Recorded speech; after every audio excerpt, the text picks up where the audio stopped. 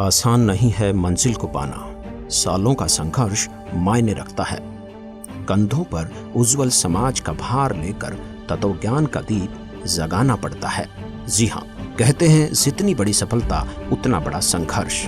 संघर्ष को जीवन का अहम हिस्सा माना जाता है, या फिर यूं कहें कि संघर्ष ही हमारे जीवन की दिशा और दशा निर्धारित करता है। एक समय आता है जब इंसान की बुलंदियां जो जमीन से आसमां की तरह सबको दिखाई देती हैं, लेकिन उसके पीछे का संघर्ष किसी को दिखाई नहीं देता।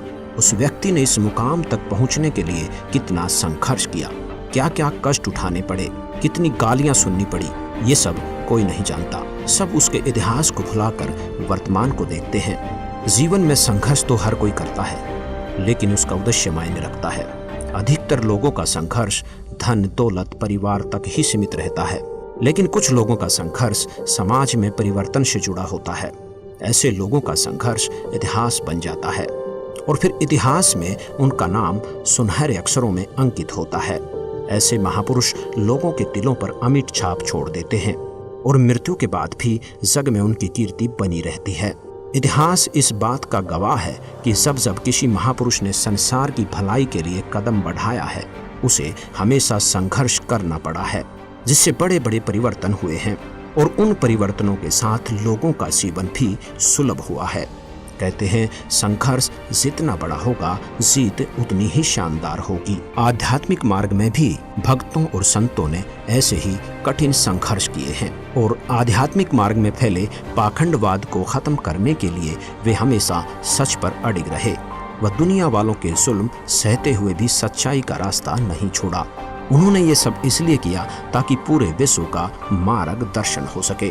गुरु नानक देव जी, रविदास जी व मीराबाई को कौन नहीं जानता। सत भक्ति के लिए समाज परिवार से संघर्ष किया। इनके संघर्ष की मिसाल आज भी दी जाती है। आज भी जग में इनकी महिमा का गुणगान किया जाता है। ऐसी महान आत्माओं की मोक्ष के बाद भी संसार में उनकी महिमा बनी रहती है। संघर्ष करने वाले महापुरुषों की कहानियां पढ़ते समय हमारे दिल और दिमाग में विचार आते हैं कि यदि इन महापुरुषों के समय में हम भी होते तो तन मन धन से संघर्ष में इनका साथ देते। परंतु ऐसा कहना आसान है, लेकिन वास्तव में किसी भी महापुरुष का संघर्ष में सहयोग करना और उसके संघर्ष और सच्चाई को सही ठहराना बहुत मुश्किल है। आइए आपको ऐसी ही एक अद्वितीय संघर्ष की कहानी से रूबरू करवाते हैं, जो वर्तमान के परिप्रेक्ष्य में अतुलनीय है और आने वाले समय में सुनहरे अक्षरों में लिखी जाने योग्य है। संघर्षपूर्ण जीवन जी रहे इस महापुरुष ने अपना जीवन जनता की भलाई के लिए ईश्वर को सौंप दिया। वर्तमान में ये महान संत सच्चाई की राह पर चलते हुए कठिन संघर्ष कर रहे हैं। वे सामाजिक व आध्यात्मिक मार्ग दोनों में ही संघर्ष कर रहे हैं, जिससे मानव समाज का भला भी होगा और मोक्ष भी। वो महान संत जगत गुरु तत्वदर्शी संत रामपाल जी महाराज हैं, जिन्होंने जनता के कल्याण के लिए अपना पूरा जीवन दांव पर लगा दिया। 8 सितंबर 1951 का वो शुभ दिन, जिस दिन संत रामपाल जी महाराज जी का जन्म गांव धनाना, जिला सोनीपत, हरियाणा में एक किसान परिवार में हुआ। बचपन से ही भगवान के प्रति अटूट आस्था होने के कारण हर छोटी बड़ी खुशी पर भगवान का शुक्रिया करना, पूजा करना उनकी दिनचर्या का एक अहम हिस्सा बन गया था। हनुमान जी के परम भक्त होने के नाते हर मंगलवार का व्रत रखते, सालासर बालाजी जाते और हनुमान चालीसा का पाठ भी किया करते थे। इंजीनियरिंग की पढ़ाई पूरी कर संत जी हरियाणा प्रांत में सिंचाई विभाग में जूनियर इंजीनियर की पोस्ट पर नियुक्त हुए, जहां पर 18 वर्ष कार्यरत रहे। फिर एक दिन अचानक संत रामपाल जी महाराज के जीवन को नया मार्गदर्शन, नई दिशा मिली जब इनकी भेंट संत रामदेवानंद जी से हुई। उन्होंने 17 फरवरी सन 1988 फागुन मास की अमावस्या को रात्रि के समय परम पूज्य स्वामी रामदेवानंद जी से नाम दीक्षा प्राप्त की, जिसके बाद संत रामपाल जी स्वामी जी के सत्संग में ज्यादा से ज्यादा जाने लगे और उस तत्व ज्ञान का जिक्र लोगों से करने लगे। वह पुण्यात्माओं को गुरुदेव स्वामी रामदेवानंद जी के पास ले जाकर नाम दिलवाया करते, घर पर भी रहकर चर्चा किया करते थे। फिर एक दिन अचानक सन 1993 में परम पूज्य स्वामी रामदेवानंद जी ने सदगुरु संत रामपाल जी महाराज को सत्संग करने की आज्ञा दी और फिर सन 1994 में नामदान की आज्ञा प्रदान की तथा आशीर्वाद दिया कि घबरा मत, मैं तेरे साथ रहूंगा और विश्व में आपके बराबर कोई संत नहीं होगा। अब जोड़ के साथ साथ प्रचार करना, घर घर जाकर पाठ प्रकाश करना ही संत रामपाल जी का नित्य कार्य हो गया। कुछ दिन बाद पाठ और सत्संगों की संख्या अधिक होने के कारण उन्होंने सन 1995 में जेई की पोस्ट से त्याग पत्र दे दिया, जो हरियाणा सरकार द्वारा 16 मई 2000 को पत्र क्रमांक 34923500 तिथि 16 मई 2000 के तहत स्वीकृत है। अपने घर परिवार को भगवान भरोसे छोड़कर संत रामपाल जी ने मानव कल्याण के उद्देश्य से माली की सेवा प्रारंभ कर दी। सन 1994 से 1998 तक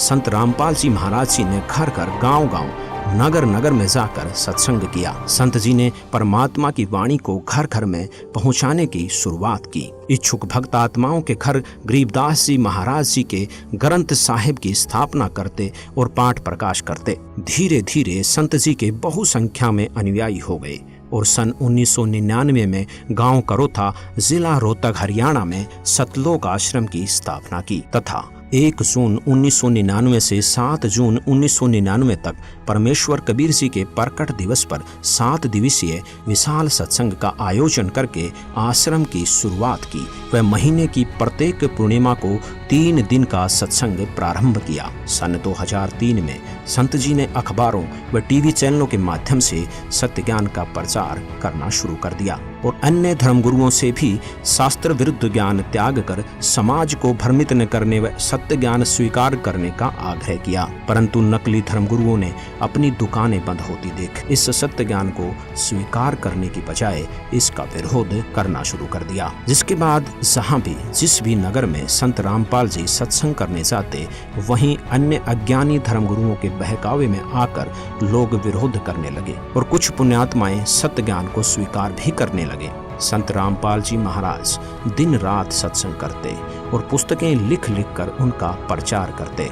उन्होंने सभी धर्मों के साथ साथ आर्य समाजियों के संस्थापक महर्षि दयानंद जी द्वारा लिखित पुस्तक सत्यार्थ प्रकाश के वेद विरुद्ध ज्ञान व असामाजिक तथ्यों की सच्चाई से भी सबको रूबरू करवाते हुए उसका खंडन किया, जिस कारण अपने अज्ञान का पर्दाफाश होने के भय से उन अज्ञानी संतों, महंतों व आचार्यों ने सतलोक आश्रम करोथा के आसपास के गांवों में संत रामपाल जी महाराज को बदनाम करने के लिए दुष्प्रचार करना प्रारंभ कर दिया तथा 12 जुलाई 2006 को आर्य समाज के तथाकथित धर्मगुरुओं ने सैकड़ों हजारों की संख्या में भीड़ को एकत्रित करके संत रामपाल जी को शान से मारने तथा आश्रम को नष्ट करने के उद्देश्य से सतलोक आश्रम करोथा पर हमला किया।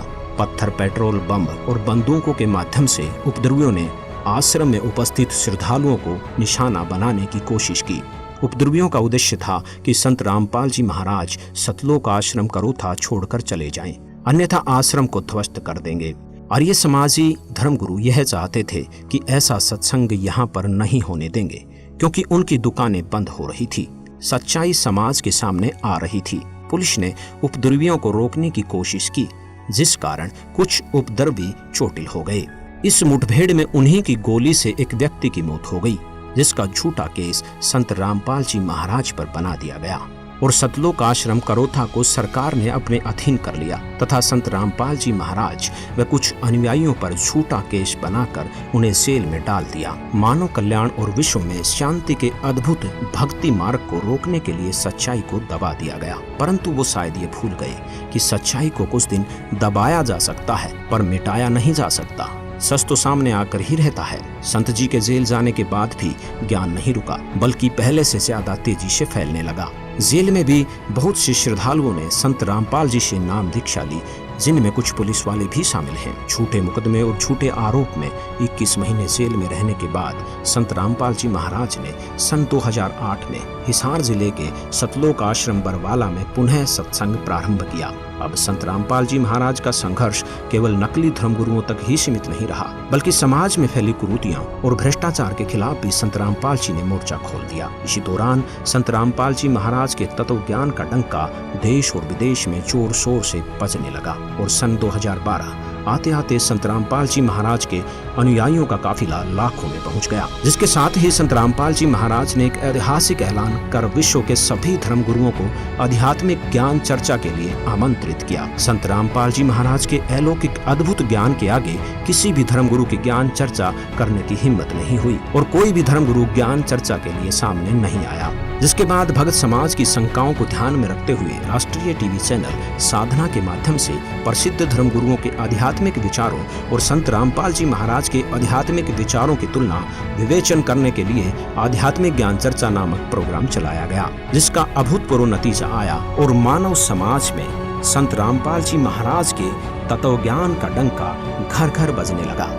अब पूरे भारतवर्ष में ही नहीं बल्कि पूरे विश्व में माना जाने लगा कि संत रामपाल जी महाराज के आध्यात्मिक ज्ञान की कोई सानी नहीं है।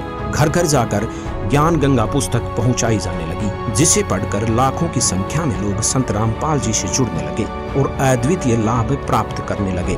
सन 2013 में सुप्रीम कोर्ट ने सतलोक आश्रम करोथा, जो कि 2006 से प्रशासन द्वारा सील कर रखा था, उसको वापस बाइज्जत संत रामपाल जी महाराज को सौंप दिया, जिसकी खुशी में संत जी के अनुयायी आश्रम की साफ सफाई करने के लिए आश्रम करोथा पहुंचे और सफाई करने लगे। परंतु कुछ आर्य समाज से जुड़े लोगों से ये बर्दाश्त नहीं हुआ और वे आश्रम में संत रामपाल जी के अनुयायियों पर हमला करने के उद्देश्य से फिर से भीड़ इकट्ठी करके आश्रम के सामने पहुंच गए। संत रामपाल जी ने अनुयायियों से गेट बंद करके केवल सुमरिन करने को कहा। आर्य समाजियों ने आश्रम पर पत्थरों से हमला बोल दिया। पुलिस भी वहां पहुंच गई, पर आर्य समाज ने पुलिस पर भी हमला कर दिया। परंतु कुछ ही देर में पुलिस ने स्थिति संभाल ली और बाद में आश्रम को खाली करवाया गया। जिसके बाद करोथा आश्रम में सत्संग नहीं हो सका।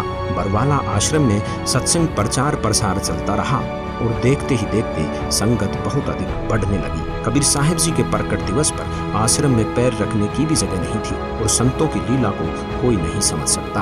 परमात्मा के तत्वज्ञान का प्रचार तीव्र गति से बढ़ाने के लिए संत जी को कठिन संघर्ष करना पड़ रहा है। नवंबर 2014 में हुए बरवाला कांड को तो हर कोई जानता है। तकरीबन 4 घंटे चले उस घमासान और उपद्रव को देखकर मानवता शर्मसार हो गई। अचरज की बात तो यह है कि इस उपद्रव में 6 लोगों की मौत हो गई, जिसका आरोप भी संत रामपाल जी महाराज के सिर पर मंड दिया गया। संत रामपाल जी महाराज व उनके अनुयायियों पर झूठे केस लगाए गए, जिसका उनके पास कोई सबूत नहीं था। उनके जेल जाने के बाद भी तत्वज्ञान रुका नहीं, बल्कि पहले से 10 गुना तेजी से विश्व में फैल रहा है। सच की राह पर चलने वाले हर महापुरुष को कठिन से कठिन संघर्ष करना पड़ा है, फिर चाहे वे स्वयं परमेश्वर कबीर साहिब जी ही क्यों न हो, जिन्हें सत्य आध्यात्मिक ज्ञान का प्रचार करने के जुर्म में 52 बार जान से मारने का प्रयत्न किया गया, परंतु सच को मिटाया नहीं जा सकता। सच ऊपर आकर ही रहता है।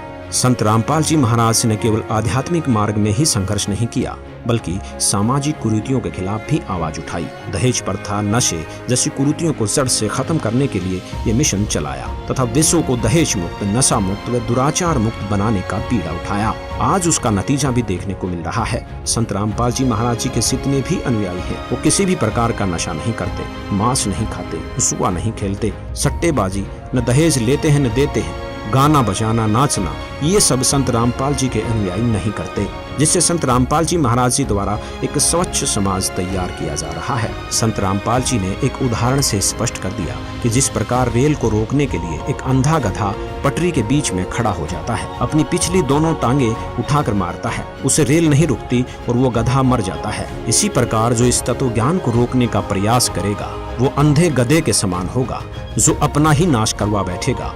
आज संत रामपाल जी महाराज जी का सच्चा ज्ञान आसमान छू रहा है और दिन प्रतिदिन उनका ये तत्व ज्ञान विश्व में बहुत तेजी से फैल रहा है, जिसे रोकना मुश्किल ही नहीं, नामुमकिन है। आज उनका संघर्ष फल रहा है और विश्व भर के लोग उनसे जुड़ रहे हैं तथा उनका मानव समाज के कल्याण का मिशन सफल हो रहा है। आज कबीर परमेश्वर की असीम दया से विश्व में 500 से अधिक नाम दीक्षा केंद्रों पर संत रामपाल जी महाराज से नाम दीक्षा ग्रहण करने की सुविधा उपलब्ध है। इसलिए पूरे विश्व के भाई बहनों से हमारा आग्रह है कि संत रामपाल जी द्वारा दिए गए तत्व ज्ञान को ध्यान पूर्वक सुने, समझें और उनसे नाम दीक्षा लेकर अपना मानव जीवन सफल बनाएं।